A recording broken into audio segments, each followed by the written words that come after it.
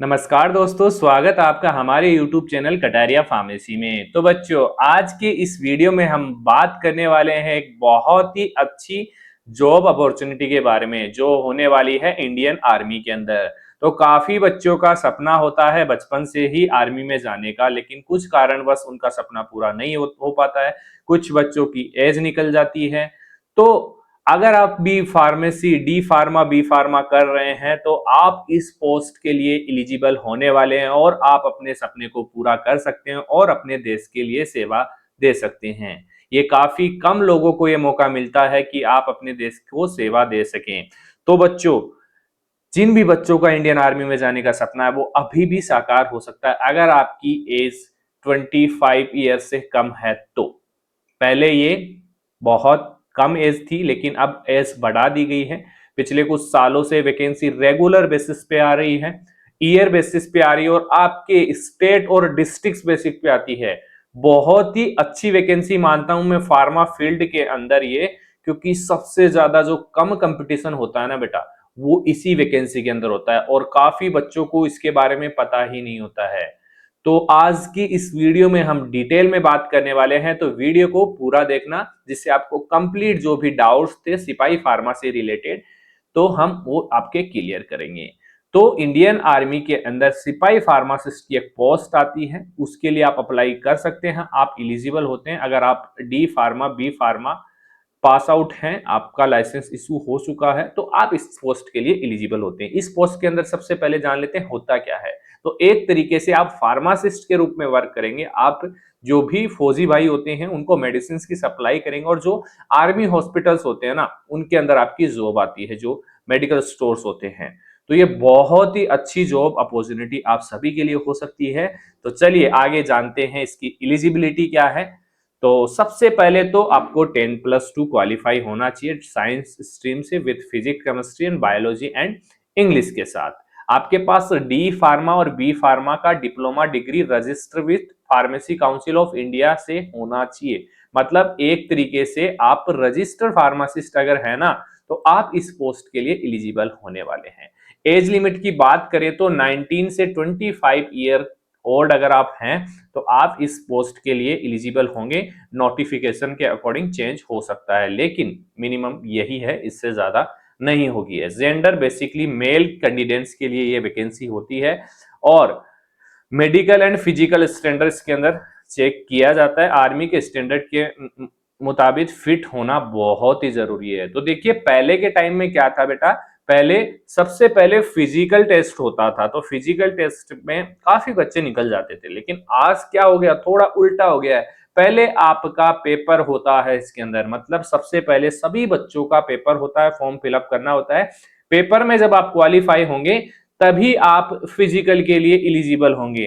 तो इससे क्या होता है, जो भीड़ होती है बच्चों की वो पहले ही निकल जाती है। जो क्वालिफाई कर पाते हैं रनिंग को वो ही आगे आते थे पहले तो। लेकिन अब क्या हो गया, जो पेपर होगा पहले तो पेपर में आपका मतलब श्योर हो गया कि पेपर का काम खत्म है, उसके बाद आपका फिजिकल होगा।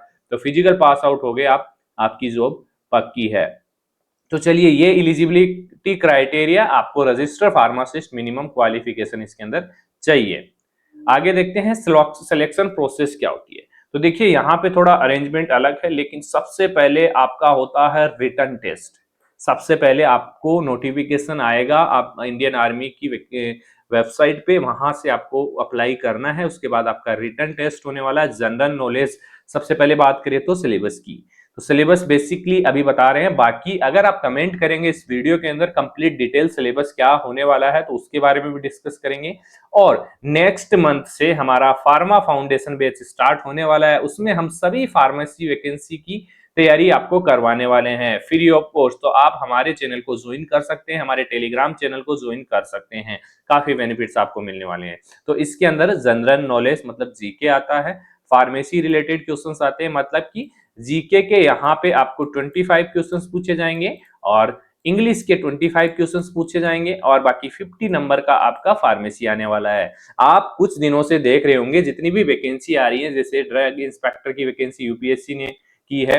इसके अलावा एसएससी फार्मासिस्ट की वैकेंसी देखते हैं, आरआरबी फार्मासिस्ट की वैकेंसी देखते हैं। सबसे ज्यादा जो फार्मेसी का सिलेबस आता है ना और इजी सिलेबस आता है ना, वो इसी वैकेंसी के अंदर आता है, लेकिन बहुत कम बच्चों को इसके बारे में पता होता है।